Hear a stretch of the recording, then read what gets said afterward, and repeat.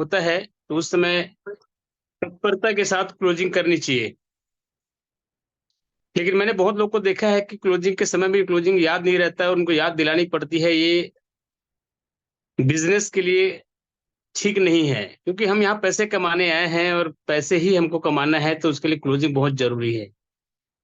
आज रिपर्चेज की क्लोजिंग थी, पहले शेड्यूल का 1 से 15 तारीख तक आज लास्ट डेट है और बहुत ही शानदार तरीके से हुआ है। और ये बढ़ चढ़ के अपने को करनी है, ज्यादा से ज्यादा क्लोजिंग करने की कोशिश करनी है, इसी से अपने को पैसे आते हैं। तो दोस्तों, सिस्टम सिस्टम कहा जाता है कि सिस्टम के हिसाब से अपन चले तो पैसे हम अपने चाहतों के हिसाब से कमा सकते हैं।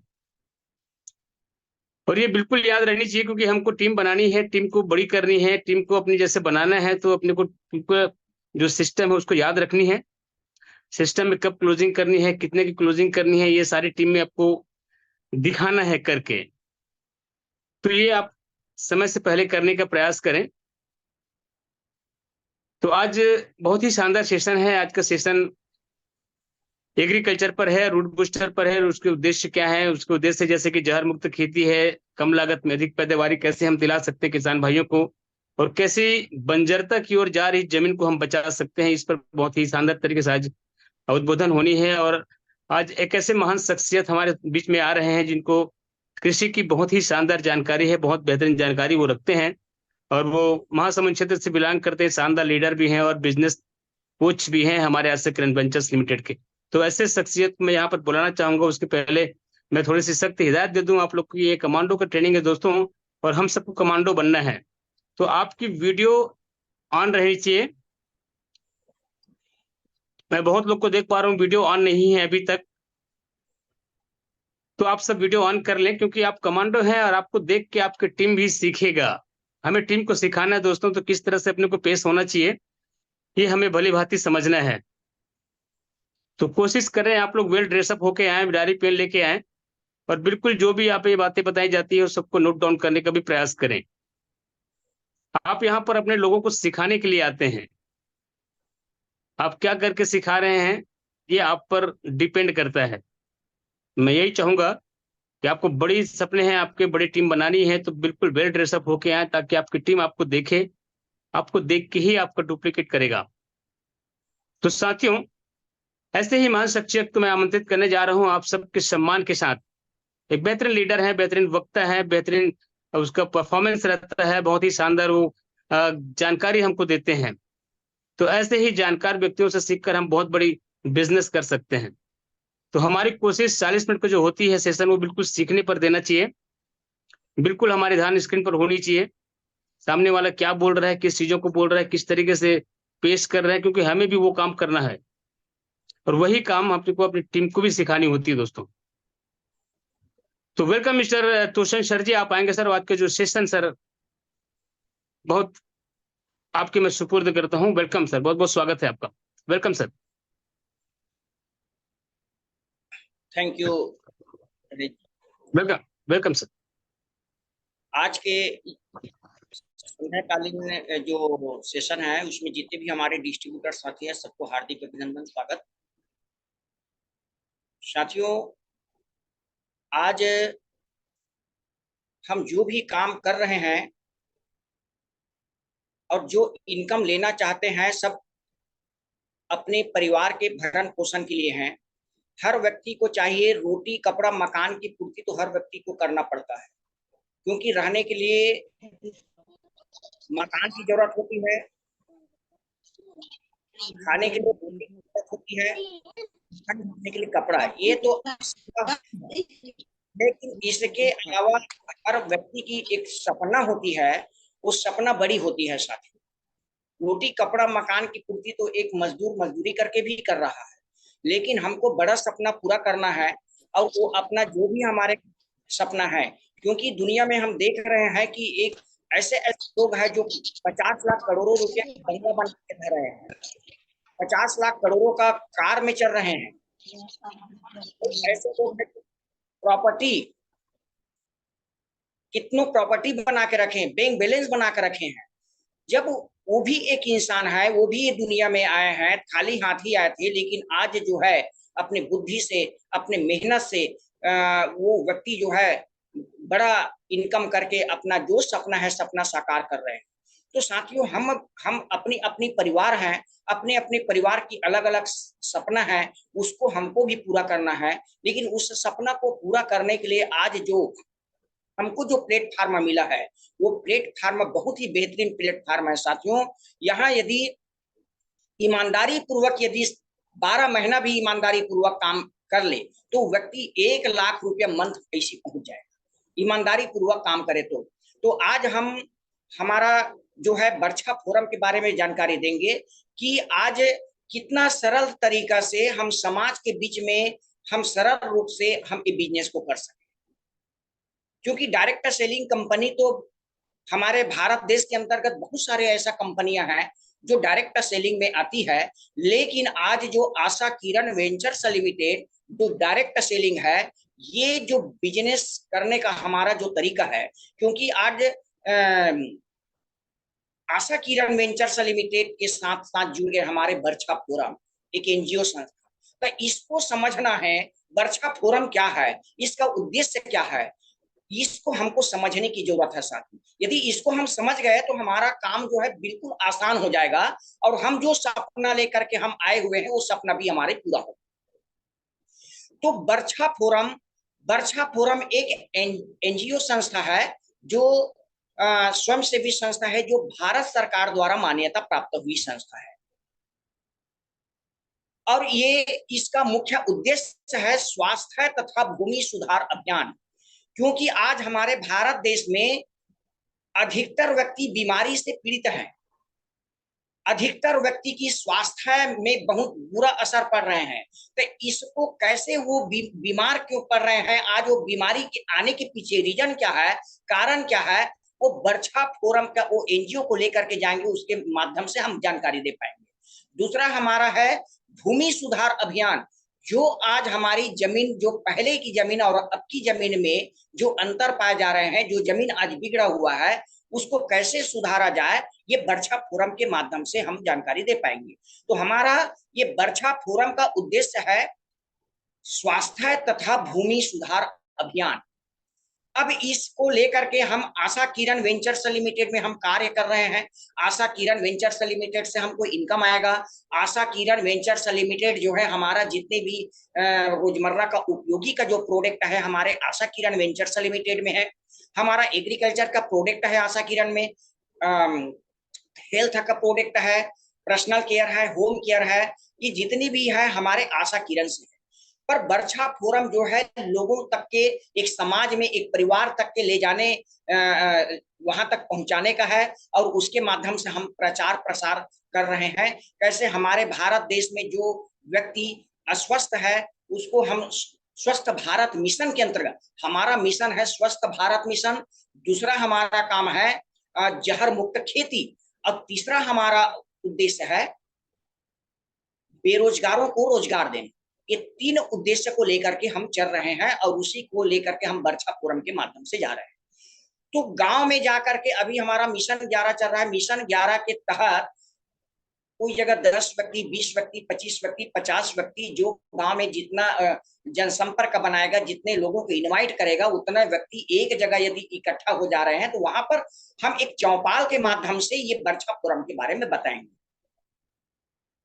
तो चौपाल लगा करके उसको यही बताने का है साथियों कि पहले हमारा जो खेती होता था रसायन मुक्त था।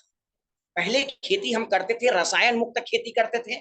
उस समय गोबर खाद से खेती हुआ करता था। कोई प्रकार के यूरिया, डीपी, इस पर केमिकल जो आज डाल रहे हैं वो पहले नहीं डाले जाते थे, इसका रसायन मुक्त था। और दूसरा जो है हमारा वातावरण इतना स्वच्छ रहते थे, पर्यावरण प्रदूषित नहीं था, क्योंकि उस समय उतना कारखाना नहीं था, पेड़ पौधा बहुत ज्यादा थे, ऑक्सीजन हम लोगों को मिलता था, तो पर्यावरण उस समय स्वच्छ था। और उस समय हर व्यक्ति स्वस्थ रहते थे, हर परिवार के हर व्यक्ति स्वस्थ रहता था, क्योंकि गोबर खाद से किया हुआ अनाज जो है खाते थे। इस कारण से वहां पर मिनरल्स, विटामिन, पौष्टिक सब मिल जाता था। तो लोग घर घर, हर परिवार जो है सुखी रहते थे, कोई वहां पर बीमारी नहीं होते थे। लेकिन आज उसकी विपरीत हो चुका है साहब। पहले रसायन मुक्त खेती होता था, आज रसायन वाला खेती हो रहा है, रसायन डाल के खेती कर रहे हैं। पहले पर्यावरण स्वच्छ था, आज पर्यावरण जो है प्रदूषित है। पहले हर परिवार सुखी होते थे, कोई बीमारी नहीं होता था, लेकिन आज घर घर में बीमारी। ये बीमारी का रीजन क्या है, इसी को चौपाल के माध्यम से हम लोगों को जानकारी देते हैं। चाहे गांव में आप 20 व्यक्ति, 25 व्यक्ति, 50 व्यक्ति इकट्ठा करें और इसी को पूरा ओपन तौर पे हम लोगों को बताना होता है साथियों। बरछा फोरम को लेकर के वहां पर बैनर लगा करके चाय पानी का चाय और नाश्ता का प्रबंध यदि कर दें तो किसान बड़ा ध्यान पूर्वक सुनते हैं। 25-30 मिनट का समय लगता है, 30 मिनट के समय में पूरा बरछा फोरम में जितने भी उसका उद्देश्य है सारा चीज को हम बता देते हैं। तो चौपाल के माध्यम से किसान को वो प्रोफाइल को दिखा करके जो उसका पुराना दिन याद कराना पड़ता है साथ।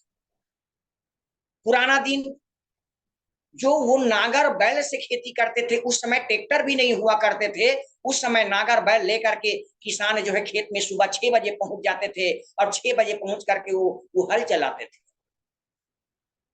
उस समय जमीन इतनी भुरभुरा था कि वो 1 एकड़ खेती को एक दिन में वो पूरा जोताई करके आ जाता था।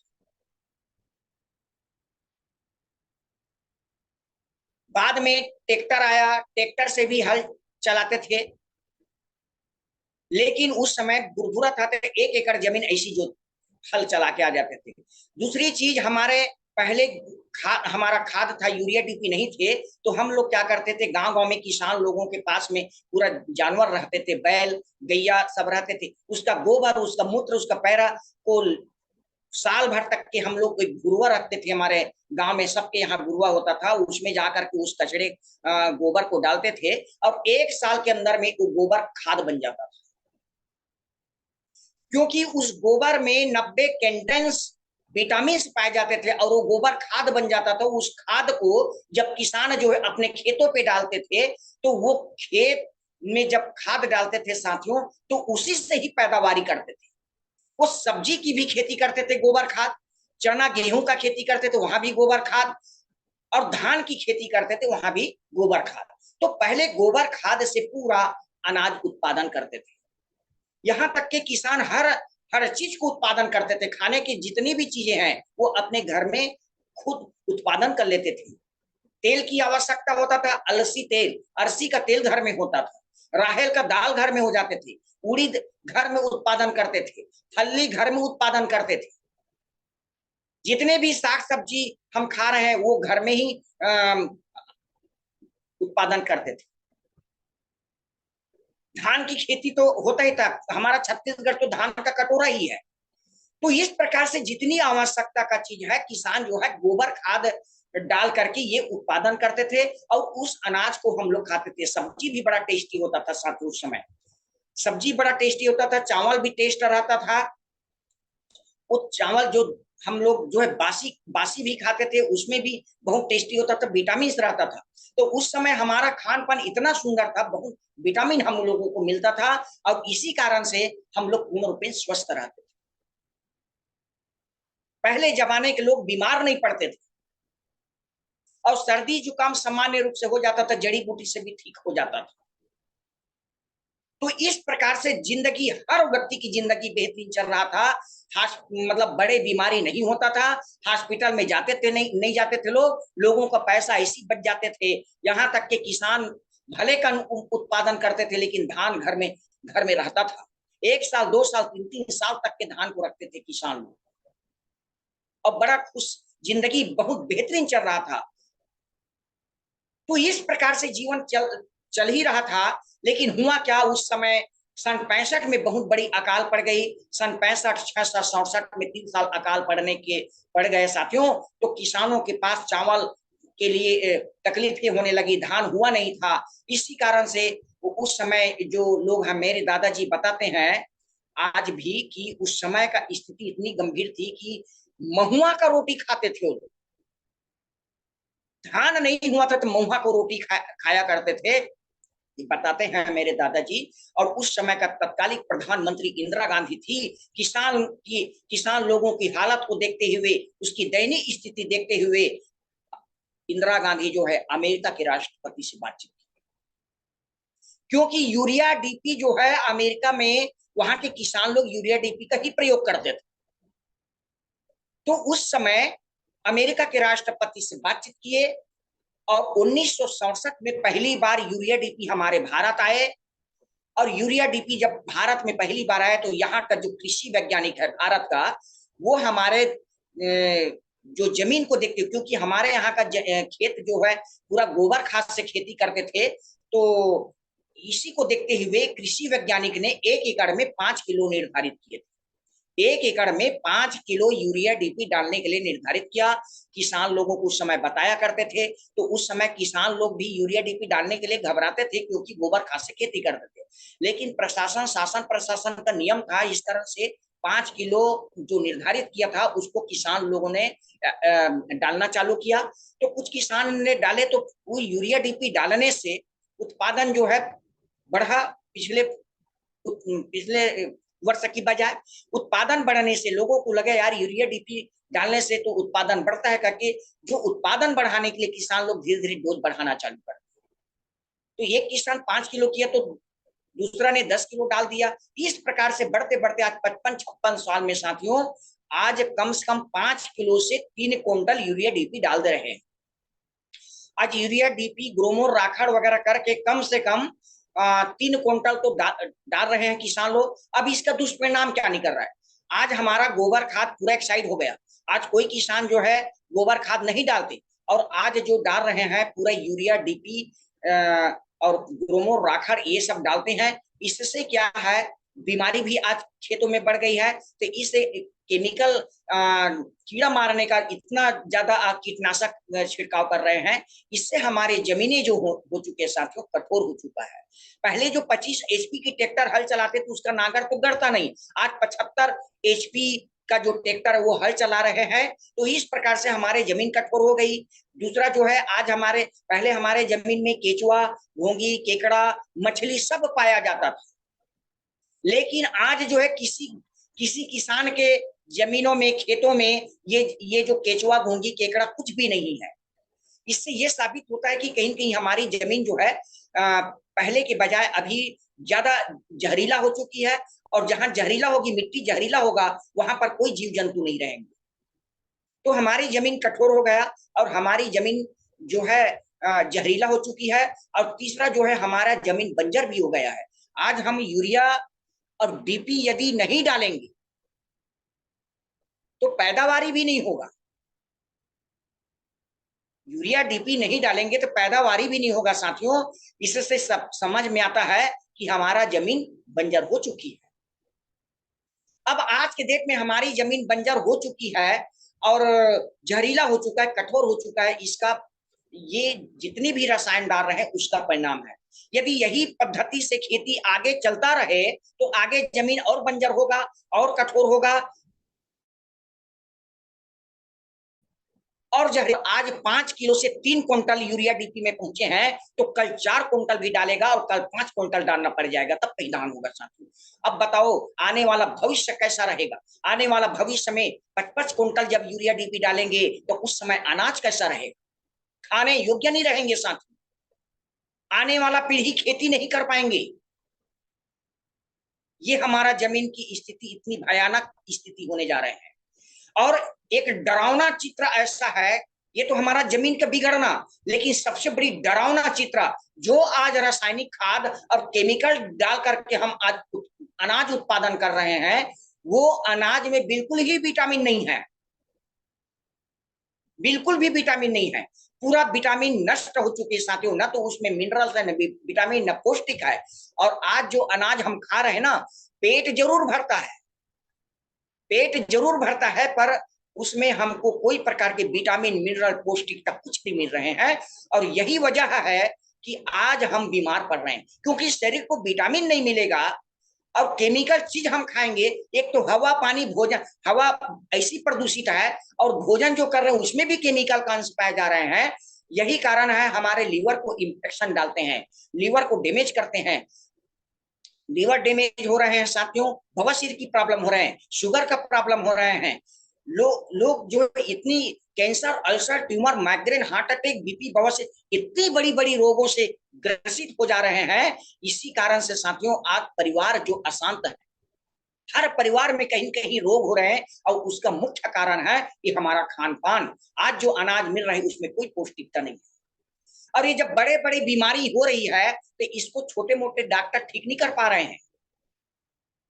डॉक्टर, गांव के छोटे छोटे डॉक्टर जो है ना, वो इस पर से सलाह दे देते, भैया ये मेरे से इलाज नहीं होगा, इसको बड़ा हॉस्पिटल ले जाओ, बड़े डॉक्टर को दिखाओ।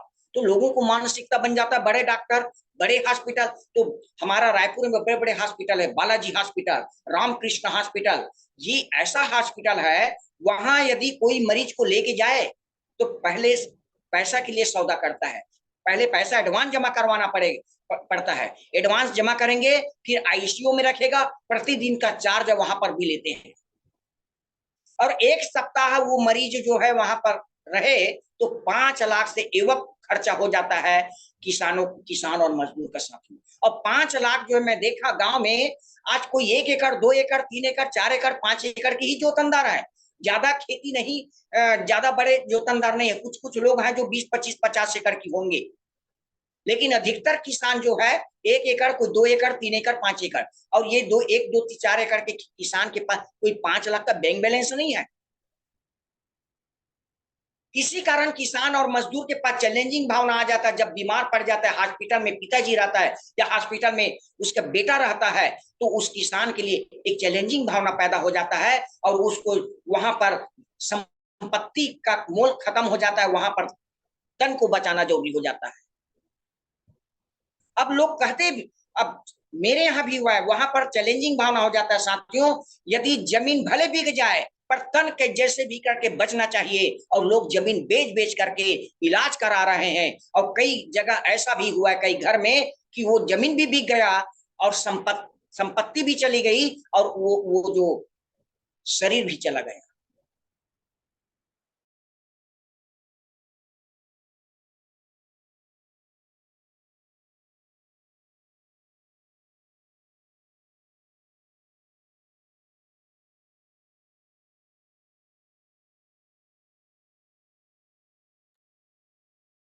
सर आपकी आवाज बंद हो गई है।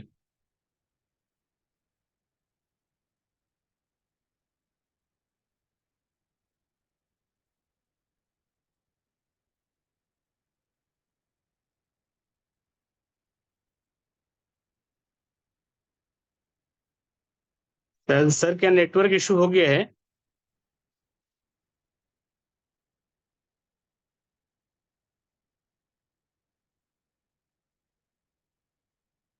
की स्थिति हो चुकी, यही चीज को लेकर वर्षा फोरम के माध्यम से हम किसान भाई को, मजदूर को, एक व्यापारी को, एक कर्मचारी को, हम लोगों को ये जागरूकता फैलाना है कि आज जो खेती कर रहे हैं वो खेती इस प्रकार से यदि करते रहेंगे तो भविष्य तकलीफ में आ जाएगा। इसके चलते आज जैविक खेती करें। हर किसान को हमको यही प्रेरित करना है कि आप जैविक खाद खुद घर में बनावें और जैविक पद्धति से खेती करें। गोबर खाद बना करके आप खेती करेंगे तो उससे जो जैविक खेती का, उसमें विटामिन मिनरल सब मिलेगा और गंभीर बीमारी से बच सकते हैं। ये बात हमको बताना रहता है वर्षा फोरम के माध्यम से। इससे कई किसान जो है, अभी भी कुछ किसान ऐसा है जो वहां पर घर में खाद बनाते हैं और खेती करते हैं जैविक पद्धति से। लेकिन कई किसानों के पास इतना समस्या आ गया है, घर में गैया नहीं है, गोबर नहीं हो रहे हैं, गोबर खाद नहीं बना पा रहे हैं। तो ऐसे किसान लोगों के लिए हमारे आशा किरण वेंचर्स लिमिटेड से रूट बूस्टर और रूट एज गोल्ड, ऐसा 2 प्रोडक्ट है हमारे पास। वो इतना शानदार प्रोडक्ट है जो 1 ट्राली गोबर खाद जो डालते हैं 1 एकड़ खेत में, वही जो हमारा रूट बूस्टर है पूरा वो गोबर खाद का काम करते हैं। क्योंकि गोबर खाद जो है, गोबर जो क्या है, एक ह्यूमिक एसिड है। और हमारे पास रूट बूस्टर भी, वो भी ह्यूमिक एसिड है, 70% ह्यूमिक एसिड है, फ्लोमिक एसिड है 15%, एटोनिक है 5% और सिल्का यहाँ पर है 10%। तो आप गोबर खाद में तो मात्र ह्यूमिक एसिड है, यहाँ पर 4 प्रकार के और यहाँ पर घटक द्रव्य मिला हुआ है साथियों। उनसे भी बेहतर रिजल्ट हमारा रूट बूस्टर का आ रहे हैं। तो रूट बूस्टर को निश्चित रूप से वो अपना टाइम टेबल में यदि डालेंगे, क्योंकि रूट बूस्टर 2 बार प्रयोग करना रहता है। फर्स्ट बार यूरिया डीपी जब डालते हैं तो 500 ग्राम का रूट बूस्टर डालेंगे, और दूसरा रूट बूस्टर हम डालेंगे वहां पर 25 दिन के बाद में। इस प्रकार से 2 रूट बूस्टर और 2 root age gold, 2 root age gold जो है 2 बार डालेंगे। लास्ट में हम गर्भाधान के समय 1 रूट एज गोल्ड का प्रयोग करेंगे। उसके 25-30 दिन पहले रूट एज गोल्ड का और प्रयोग करेंगे।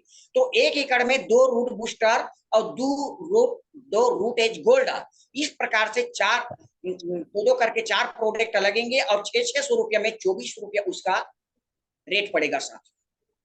2400, 1 एकड़ में किसान भाई को 2400 रुपया की लागत आएगा फर्स्ट बार में, और उसका पंजीकृत भी हो जाएगा।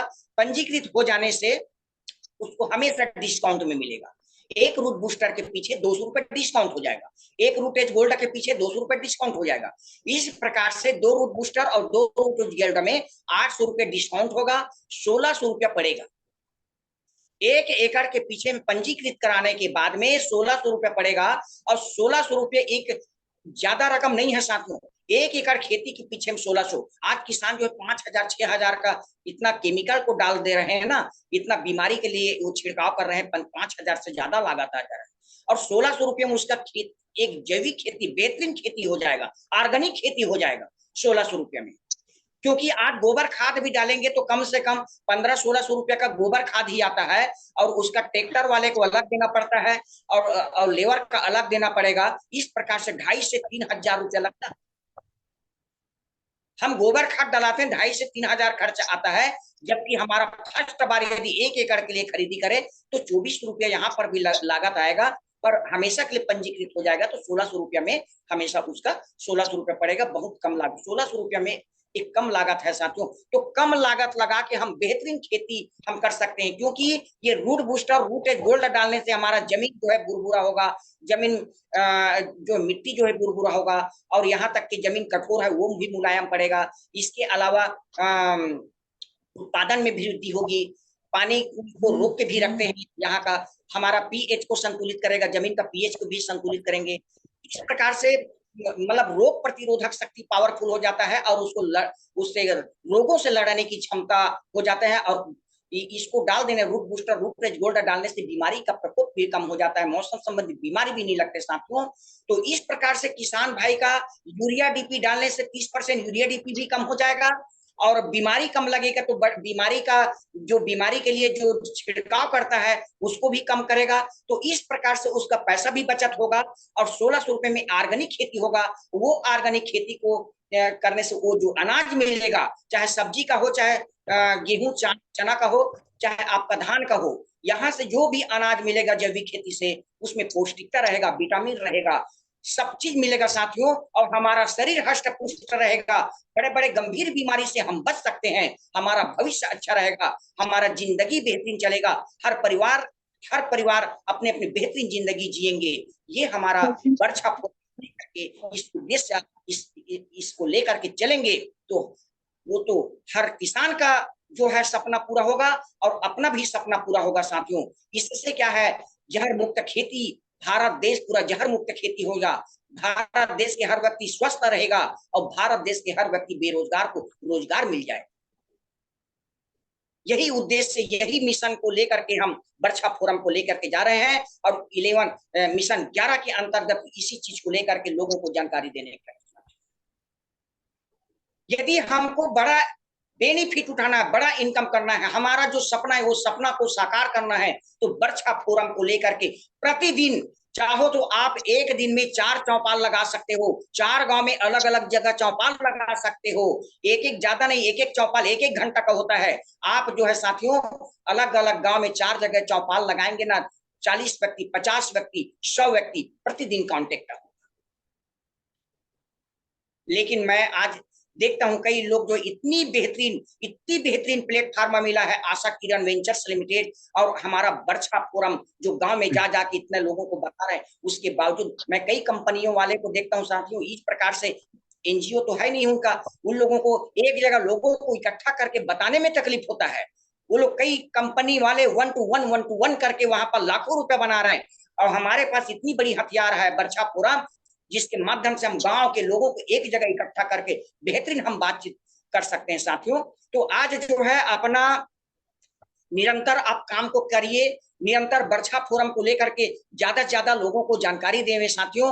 नहीं तो कभी भी आप जो नहीं, कई लोगों को देखा हूं मूड का बहाना करते हैं। कई लोग देखे आज काम में क्यों नहीं गए कह के पूछने से, सर आज मेरा मूड नहीं हुआ, थोड़ा सा धूप ज्यादा हो गया था तो इस कारण जाने। तो मूड जो है साथियों, मूड का बहाना मत कीजिए। मूड नहीं है तो मूड बनाना पड़ता है, क्योंकि आज देखो मूड, कभी कभी ये मूड जो होता है ना, काम की शुरुआत में बाधक बन जाता है। मान के चलो कोई व्यक्ति ट्रेन में सब यात्री बैठ गया है और इंजन ड्राइवर बोले कि मेरा यार ट्रेन चलाने का मूड नहीं है, अब कैसा रहेगा? एक गर्भवती महिला है, अब उसका ऑपरेशन करने का है, ऑपरेशन थिएटर में ले गया है उसको। अब डॉक्टर बोले मेरा ऑपरेशन करने का मूड नहीं है, कैसा रहेगा? किसी के घर शादी हो रहा है, फेरा पढ़ना है, मंत्र पढ़ने की जरूरत है, पंडित जी बोल रहा है मेरा मंत्र पढ़ने का मूड नहीं है।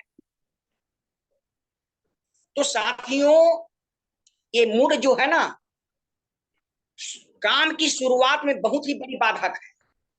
इसी कारण का मूड का मतलब है, मूड का मतलब क्या है? अनुशासनहीनता। मूड का मतलब है कार्य न करने का बहाना।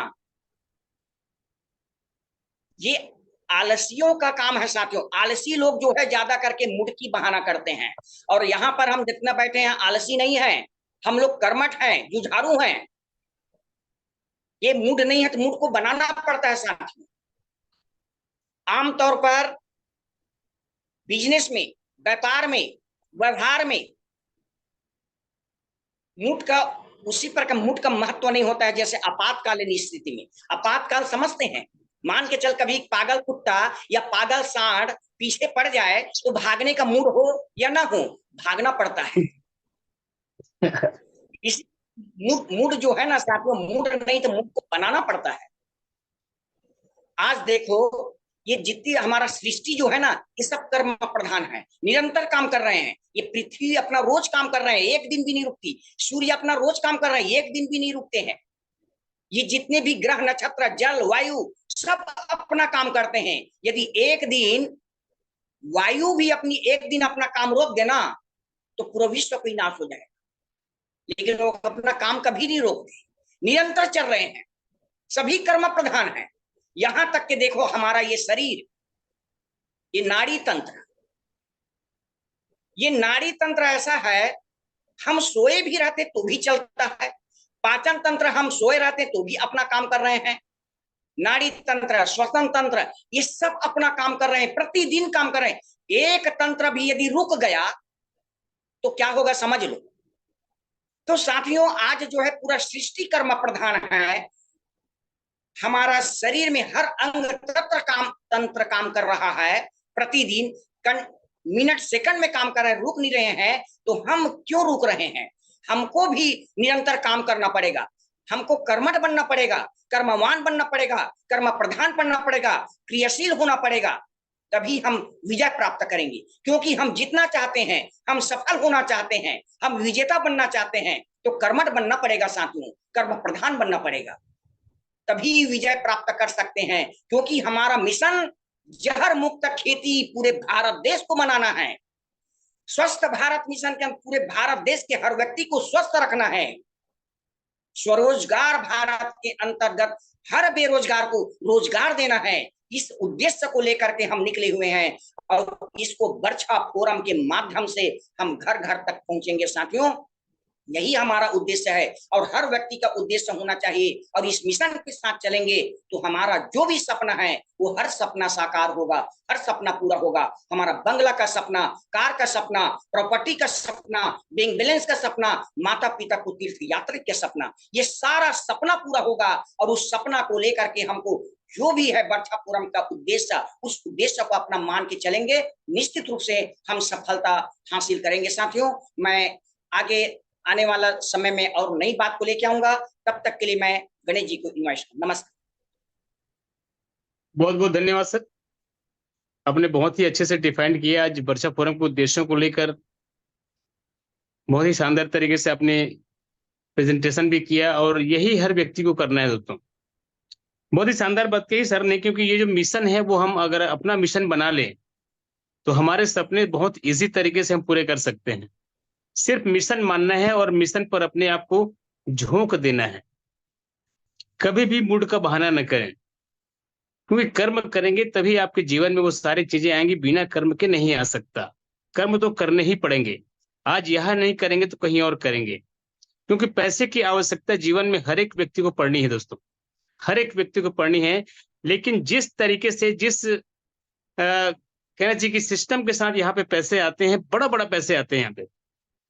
आप बाहर कहीं पे करते हैं तो उतनी बड़ी मात्रा में आप पैसे नहीं बना सकते, लेकिन यहाँ पर बहुत बड़े पैसे आप बना सकते हैं। सिस्टम को आप भली भांति समझ भी रहे हैं, लेकिन जब तक हम इस सिस्टम को एंजॉय नहीं करेंगे, इस सिस्टम के साथ लग के काम नहीं करेंगे, तब तक बड़े पैसे नहीं आ सकते।